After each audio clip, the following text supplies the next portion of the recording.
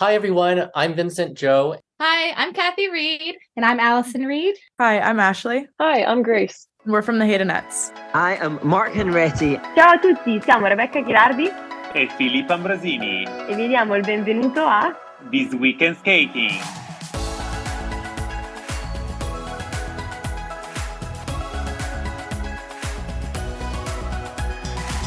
Welcome to This Week in Skating, the weekly podcast bringing you the latest news from the world of figure skating. Here are your hosts, Daphne, Gina, and Matteo. Hello from Milan and upstate New York. That's right. I am home, back from the Olympics. I got home about midnight on Sunday. And this is when we are recording. It is Sunday morning here for me on the East Coast, and for Matteo, it's the afternoon in Milan. And Correct. What better way to kick off being back home by recording a podcast? Yeah, and already missing you a lot, Gina, over here. Actually, so just for everyone to know, when Gina left, it was raining. It was quite bad weather-wise. Today, it's a glorious day of sunshine. Which, doesn't really make too much of a difference because we're always busy doing, writing articles and doing stuff for our reporting function. But it's nice to see the sunshine out there. And when I will make my way to the venue for the pairs short program, I'm pretty sure I'm going to enjoy a bit of that sunshine. But I'm sending some your way, Gina. Oh, please send it my way. Please send it my way. I am looking out the window right now, and there is like a lot of snow. And it's actually, I do see the sun here, so that's good. But yes, I'm missing you. I'm wishing I was right next to you talking about this, though right now I'm still kind of in my pajamas, so you don't really want me next to you right now. And I haven't gotten into the day mode yet, so I'm still adjusting. Literally my suitcases are still in my living room, closed up, and I haven't unpacked. So that will be today's plan, unpacking, watching the pairs. And Matteo and I said we're going to try to record around this time, throughout the week. We didn't record every day while we were in Milan, so we've been doing this every other day. So I think maybe on Tuesday we'll come back with another episode. So we'll try to see how this works here. Again, I'm wishing I was there so we wouldn't have to deal with a 6-hour time difference, but it is what it is. We'll make it work. So, Matteo, we have to talk about this men's free skate. And we'll talk a little bit about the pairs that will happen later today. But, I was hoping we were not going to have drama in the men's event, and boy, did we sure have some drama with the results. We all know how much Ilya Malinin was the favorite coming into these games. I mean, he did have a 5-point lead after the short program, but he has been promoted and marketed so much as the next Olympic champion. We were sort of expecting that. And that's not what happened. And if you are to pull up the results of the men's event and you look from short program to free skate, it's a mess. I've never seen anything like this before. But our Olympic champion is Mikhail Shudorov of Kazakhstan. He was fifth after the short program came up and shockingly, surprisingly, won the gold medal completely. He was surprised. He was surprised that when he won at least a medal, he was still shocked when it was going to possibly be silver. And then he was even more shocked when he took home the title. And boy, I did not see this one coming. That was quite shocking indeed. We were there, and I think you've seen all the memes going around that was saying, oh, look, Shidorov realizing he's a bronze medalist, and then a silver medalist, and then the Olympic champion. And we were all going through the same journey there. I feel like, that the men's final had the entire audience in the arena, but also at home going oh my gosh, oh, I don't know, it was so difficult to process what was going on, wasn't it? Because it's quite sad when you see some of the skaters that couldn't pull out the best skates, knowing how much they can do and how well they can do. And the Olympics are that once every 4-year opportunity that they have. And for them to have missed that chance to shine was really sad to witness, particularly for someone, as you said, like Ilya, which has been, I think Ilya was not even the focus or the main attention point of the figure skating at the Olympics. I think Ilya was what everyone was talking about in relation to the entire Winter Olympic Games, in a way. And, this said, it's just the Olympics, so it's still an experience. It's something that skaters learn from, and it doesn't define who they are when they cannot perform, but it defines them who they are when they get to the medal, like what happened with Shidorov. He went out there, he delivered his jumps, he had a triple axel, quadruple Sarkov, if I remember well, combination that was strong. He's been doing that throughout the entire season. And he was sitting in the leader chair and not living it. Yeah. I mean, he did his trademark combination there that we've seen throughout the season. His performance for me didn't sit, it wasn't an Olympic gold medal performance for me. It didn't really leave me feeling much afterwards. I think we turned to each other and we both didn't say a word after his skate because we kind of felt the same way about it. It was technically strong, but it didn't leave me feeling a lot of emotions. It wasn't one of those performances that had me, crying, or it just kind of left me flat, maybe. Like, okay, that was a good skate, but it didn't make me have all those feelings and stuff like that. And so I didn't expect, gold out of him. And, with Ilya, it was so hard. It was hard to watch. And Matteo can tell you my head was in his shoulder like every time he went to go jump because I couldn't watch. As soon as he popped that quad axel attempt, I knew something was off. He looked fine in that 6-minute warm-up, but as soon as he took the ice, it was like the nerves just hit him. And, I thought he could pull it back together after the quad axel attempt, but no, he was not physically there. He was just going through the skate, maybe the motions. I don't know how to describe it, but it was not the Ilya we have seen. I mean, so below what he's capable of. He finished 15th in the free skate, 8th overall, did not medal. I kind of had a feeling towards that end of the skate that he probably was not going to medal. But I do have to say, I have to commend him because the scene that we've been seeing all over social media, all over the web, is him congratulating Mikhail. I thought that was a very classy act, great sportsmanship. That photo of him just giving him a hug and congratulating him. I'm sure in that moment, Ilya was feeling a lot of emotions. Mostly he was upset and frustrated, but I think in the scheme of things, it was just seeing him hug and embrace Mikhail was a powerful moment for sure. I think also I want to add to this that we know that Ilya has basically been virtually undefeated over the last 3 seasons, and he could have made a couple of mistakes because that happened before and still get the gold medal, that unfortunately made too many mistakes. But as you said, what he then brought with that hug after the competition, and also, we need to share that in the mix zone, he was incredibly professional. He stopped by, he just explained, my nerves got the best of me, and I just couldn't deliver what I wanted to deliver, but I want to congratulate all the medalists. That's incredibly professional and mature.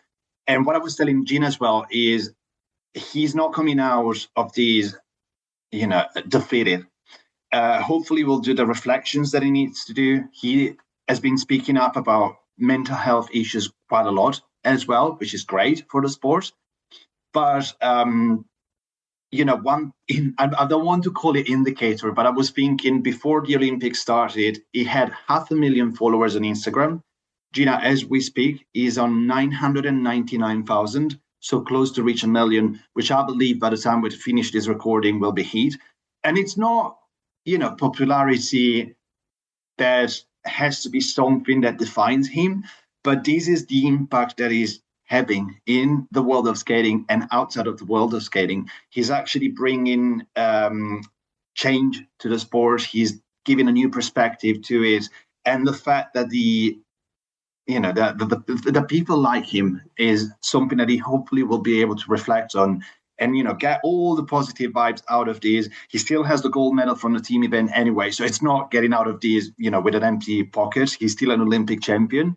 But being only 21, he's got 4 years to work on what he needs to work and come back and see what he can do in the next Olympic cycle. Oh, yeah. He's not going anywhere anytime soon. We know that. And I just hope he gets the support he needs to handle this disappointment. Again, he's, as you said, he's not leaving these games with nothing. I mean, he's an Olympic gold medalist, regardless that it wasn't in the individual event, it was in the team event.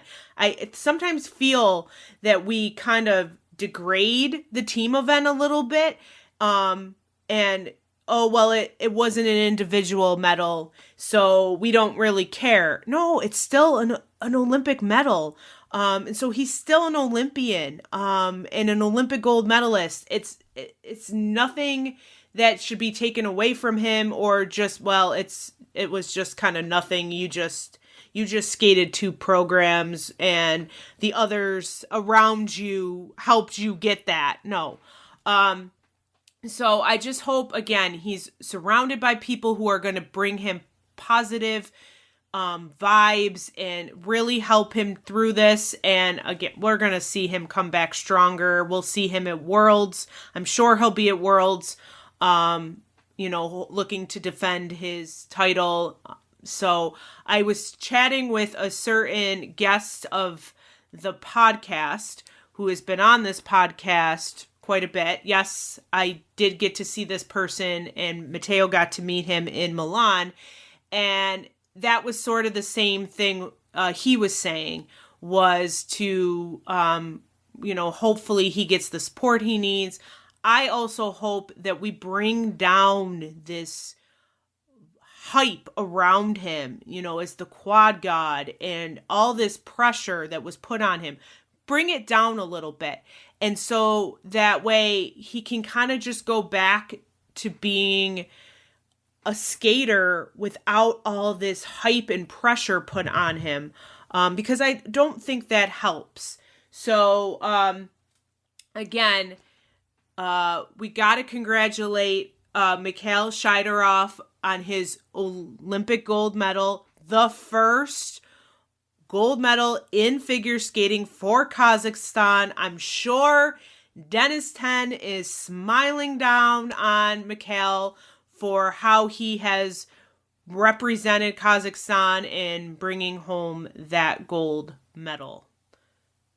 A couple of things to add in relation to Shidorov. His coach won gold in 1994 at the Olympic Games, and it's quite interesting because I'm going to admit I don't remember specifically that event, but I was told that it was a kind of a similar situation. It was an underdog that ended up winning gold, so it's interesting that history repeats in that team. And also, I don't know whether people saw that, but I really recommend people do look for it. There is this very funny video of Mikhail going through a metal detector and the guard stopping him saying, "Hold on, we need to check." And he unzipping his jumper to show his gold medal. I thought, brilliant. I love that humor. And moving on to talk about our silver and bronze medalists. Silver went to Yuma Kageyama of Japan, his second Olympic silver medal in the individual event. Yuma likes silver because he won a silver in 2 team events with Japan. So he's got 4 silver medals. And Shun Sato of Japan took the bronze medal. So we'll talk about Yuma first. Yuma was in second, right behind Ilya after the short program. Had some mistakes in his free skate, though that program, I find it to be a masterpiece. I was already tearing up watching it in practice. I teared up a little bit during the actual event, and I think if it was skated clean, I would have, but he had mistakes. I mean, he finished 6th in the free skate. Again, if you look at those short program to free skate results, it's a hot mess. Everybody was all over the place. These results were anything that we thought they would be. But he did still do enough to claim the silver medal. He looked to be very happy about that. He's got that smile that just makes you feel all happy inside every time you see him. So it was nice to see him, still make it up onto the podium and still claim a medal. And then Shun Sato, I mean, he was in 9th after the short program. And so, but we said it was pretty close within after the 3rd place, it was like everyone, the 1st, 2nd, and 3rd were in the hundreds after the short, but everybody else was sort of kind of like jumbled together by just like a few points. And so it wasn't like a complete surprise that he was able to pull up to get on the podium, especially when others did not skate well. So he finished 3rd in the free skate, took home the bronze. He was very happy as well. It was nice to see Kaori Sakamoto be there at the medal ceremony, taking a photo of the two. So congrats to those guys as well. I think sometimes everybody's been focusing on the fact that Ilya did not win, and we had Mikhail be the surprise gold medalist, that there hasn't been a lot of attention put on Yuma and Shun. I totally agree. They are still Olympic medalists, which is a fantastic achievement. In a way, I feel not sorry, so to speak, because Yuma was incredibly happy, as you said, and I think that was genuine happiness to be a silver Olympic medalist again. But the gold medal was there for him to grab, and but as we said before, the Olympic Games are just a difficult competition mentally, and he still delivered a beautiful program.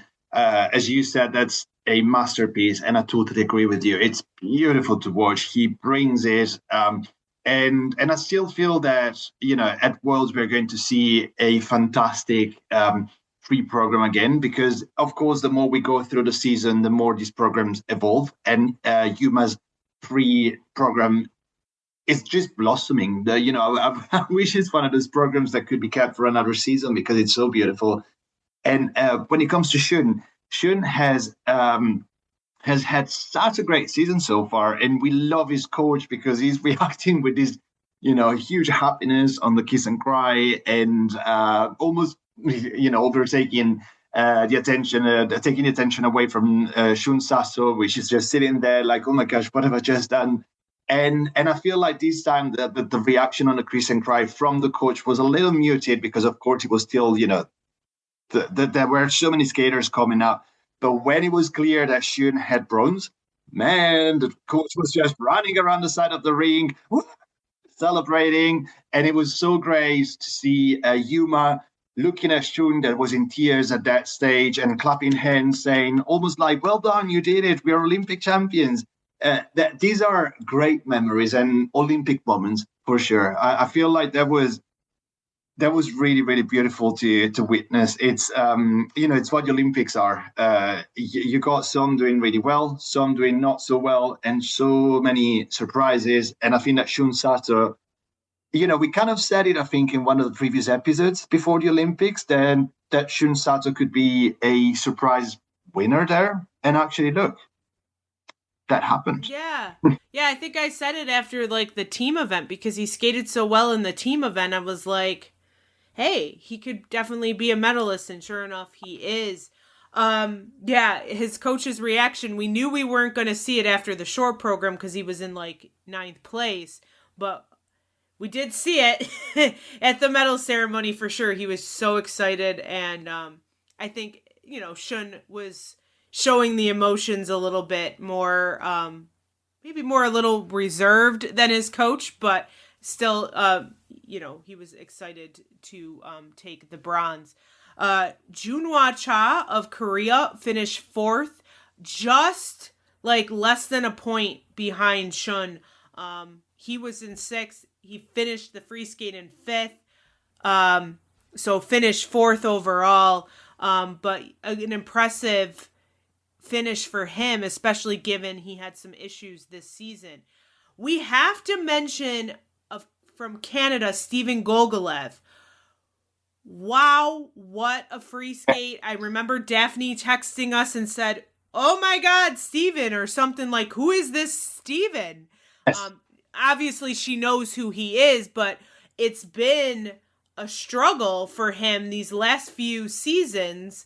And he came out and delivered the second best free skate of this men's competition. He finished 5th overall, jumped 5 placements from 10th after the short program. Again, we've seen him struggle with injuries these last few seasons. This season was by far his best season since, I'm going to say since basically I saw him on the Junior Grand Prix in 2019.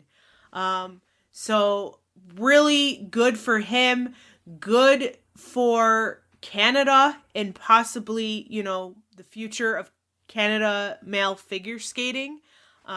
So I remember talking to Danielle, and she goes, my Steven. Like, she was very happy to see him, skate well in the free skate. So, but yeah, have to, definitely mention him. We have to also, on the flip side, mention Adam Sihohim Fa of France. He was 3rd after the short, dropped to 7th overall, had the 12th best free skate. It was hard to see him make the mistakes and pull himself basically out of medal contention because he was so close after a really good short program. And I know some people said he hasn't been able to produce 2 good skates in a while at the same event. And unfortunately that happened here at the Olympics.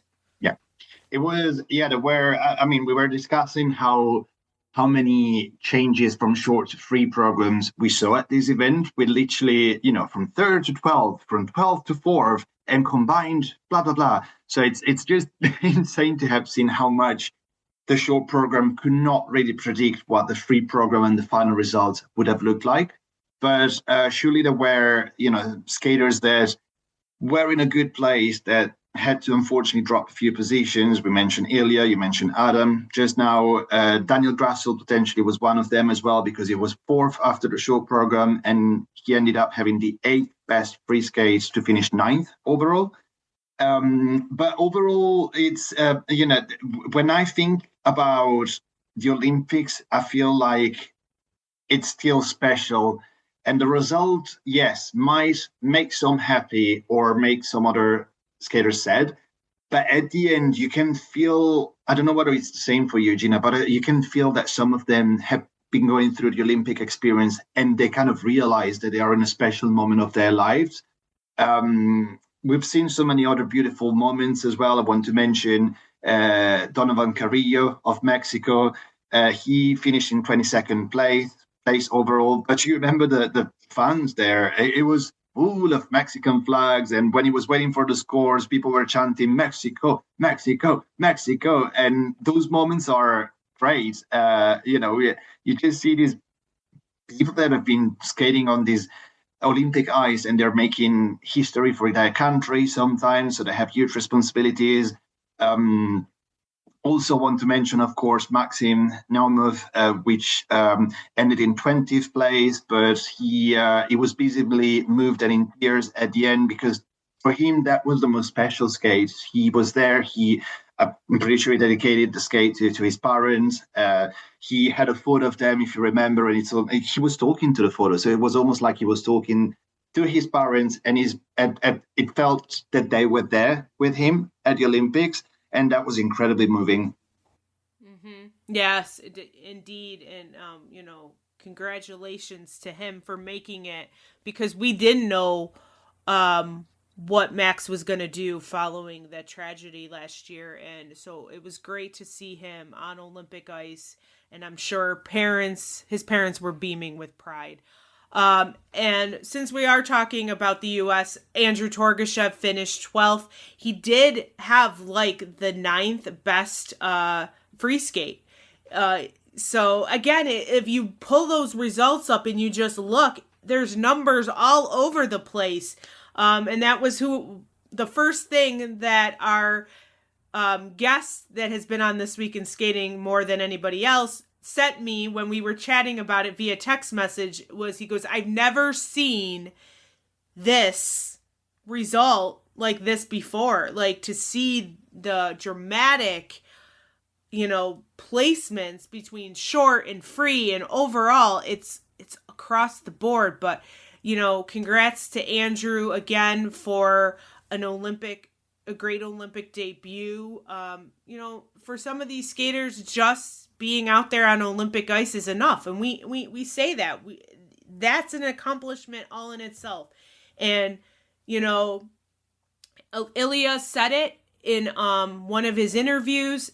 It's so much different. The Olympics is so much different than any other competition. And if it's your first Olympics, you may be feeling that stress and that pressure more than anyone else, because you don't know what to expect. You don't know how you're going to be able to get out there and handle it all. Others who have been there and done that before, they may find it easier. They may have figured out how to handle everything. And so we saw this happen with Nathan Chen in 2018.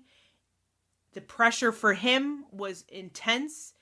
He struggled, wasn't what he expected, and he came back in 2022 with an Olympic gold medal. Ilya's going to most likely do the same, in my opinion. He's going to come back from this. He's going to come back stronger, and we're going to see him an Olympic champion in either 2030 or 2034, because he told us as long as his body was capable, he was going for another 2. So it's not the end for him at all. And so, again, very, shocking and surprising results. When I decided to go, once I was approved for the Olympics and I was trying to figure out if I was going to be able to go for the whole Olympics or if I was only going to be able to do part of it. I mean, the schedule was one of the first things I looked at and said, okay, what can I do? Can I go for the whole thing or can I go for part? And I looked at it as, well, let me go at the beginning because I get the team event. I also get ice dance and I also get men. And I thought, dance, Team USA had a very good shot at being gold medalists. And in the men, Ilya was the strong favorite to win gold. And did either one of those things happen? No. Did that change how my experience at the Olympics went? Absolutely not. And when I talked to our producer of the podcast in the airport yesterday morning, who came to the Olympics for dance and men, because of that same sort of thing, the U.S. was favored in both of those. I said to her, because that didn't happen, are you still happy you came? And the answer was yes. I mean, the result does not take away the experience. And I am wishing I was still there right now. But again, not seeing Maddie and Evan taking gold or not seeing Ilya taking gold does not take away the experience that I had over those 10 days. And it just comes to show you can't take anything for granted, that whatever happens is going to happen. We can't predict anything. We can try, but you can't predict what's going to happen. And you have to be excited and appreciative that you were there to witness whatever you happen to see. So a little, was there a little disappointments? For sure. Were people still talking about the fact that Ilya didn't win in the airport yesterday? And I'm like, please stop. Yes. But I would not take anything. I would not trade anything for the opportunity that I had to be at the game. So it's still Olympic history as well, isn't it? So as we mentioned, Shadorov's coach in 1994 getting gold at the Olympics. People remember that. So who knows whether 20 years down the line, someone would tell us, "Oh, do you remember when Ilya Malinin did not get gold and the guys from Kazakhstan got gold?" And you will say, "I was there." Exactly. Or in the ice dance event, well, did you realize that there was some controversy with the judging there? And I'll say, yep. I was there. So. Can I also say, I just checked Ilya's Instagram and it reached 1 million followers. So as I said, again, showing how impactful the Olympics are despite of the results. Yes. Yeah. Definitely. It's everybody's following skating. I mean, we've said it on the podcast before. I got people who are messaging me that I had no clue cared or even thought about skating, but they, are reaching out. So quickly before we go, we should talk about, we are now moving on to the pairs that is happening later today in Milan. And we have 5 groups, 19 teams, and only 16 teams will advance to the free skate. And I think the big story right now for the pairs event is the fact that we are going to see Deanna Stellato-Dudek and Maxime Deschamps compete. There was all that question about would they compete or not after they withdrew from the team event, and there was the talk of the fact that she was injured during training, but they did touch down in Milan. They have practiced. They have spoken to the media. They're not going in and saying exactly what happened. They're kind of keeping it very vague right now, but I know that they are not going to do that backflip that they've been doing all season. So that leads me to think there was something that happened with that element that caused the injury and caused them to miss the team event.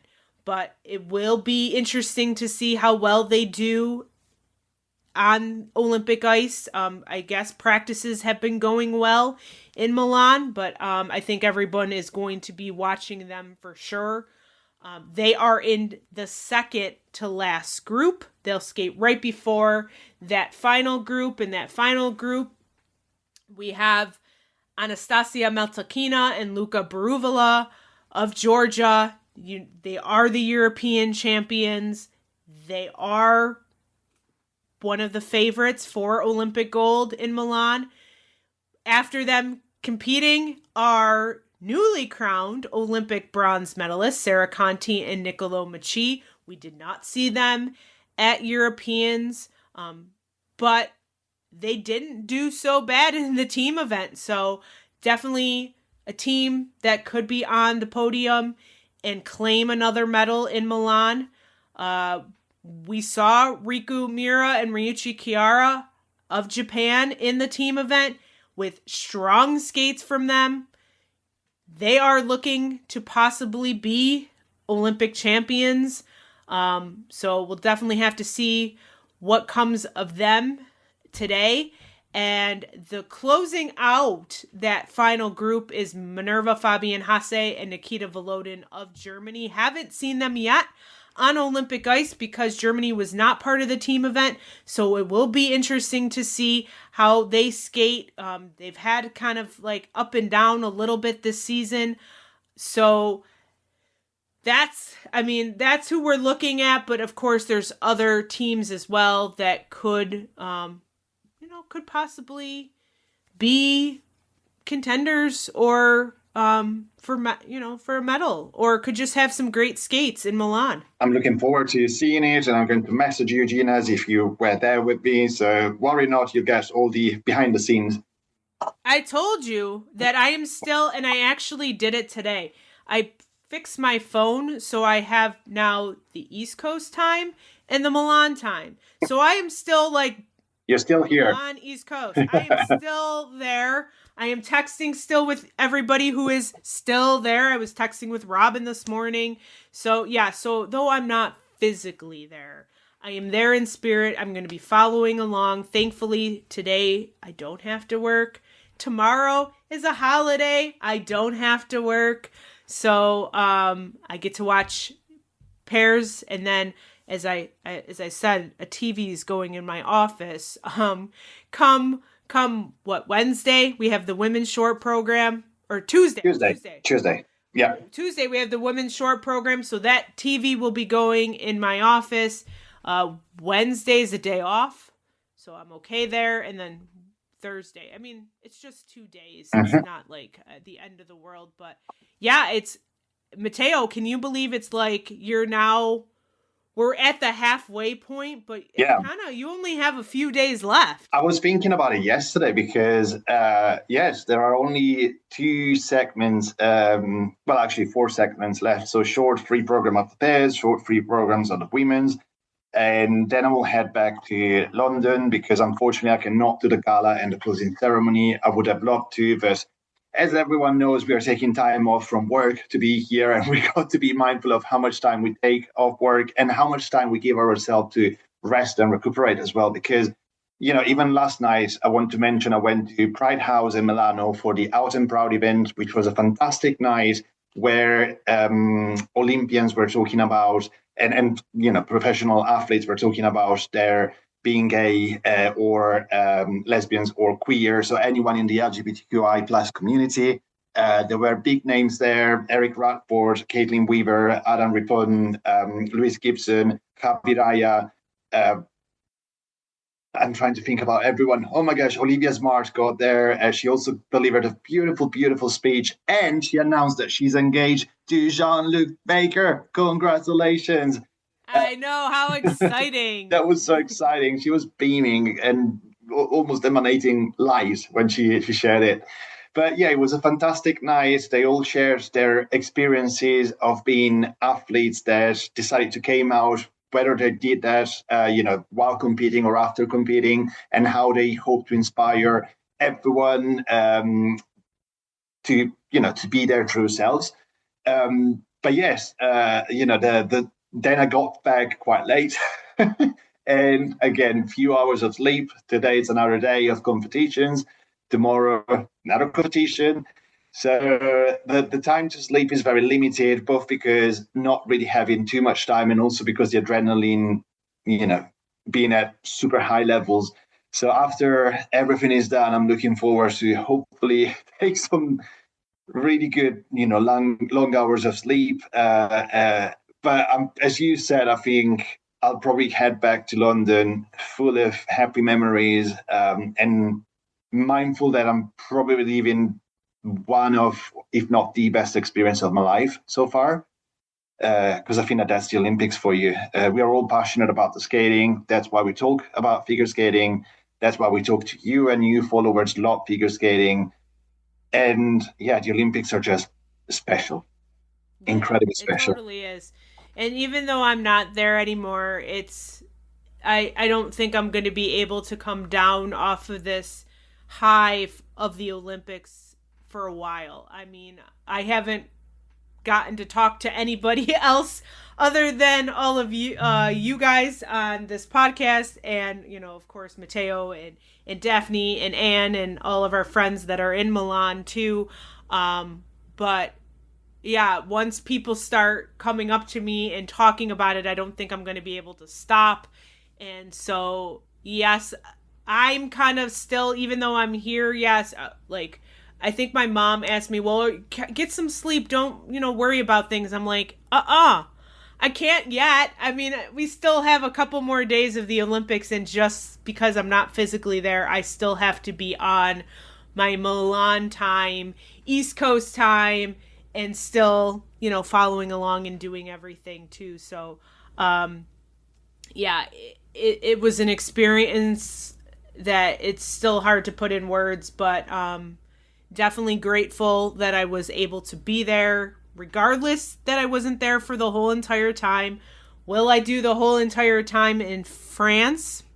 Maybe by that time I will feel like I have enough vacation. Maybe I should store it up now. But, I will definitely want to try to do more of it. We never know what the schedule will look like for those games, but this schedule, as I was telling Anne last night while I was at the airport, worked in my favor because the first 6 days, we had 6 days without a day off. That meant I got to see 6 days of skating. The team event was 3 days, then we had rhythm dance, men's short, and then free dance. If it wasn't as jam-packed like that, I don't know if I would have gotten to see so much in such a short amount of time. So again, who knows what the schedule will look like 4 years from now. And, with all this talk about moving or skaters wanting the team event to move to the end, we'll have to see what it'll look like going forward. It's so hard because we have added that team event, that we have now made figure skating the beginning, that starts all the way at the beginning and goes all the way to the end. Yes. And we need time for the skating, because with things happening individually, you got basically 10 days of figure skating. Actually 11, thinking about the team event. So it's 2 per discipline plus 3 for the team event. And that's, the Olympics are just 2 weeks long. So you got to make it happen that way. But let's see, it's going to be interesting, and we'll see a lot of different faces at the next Winter Olympic Games.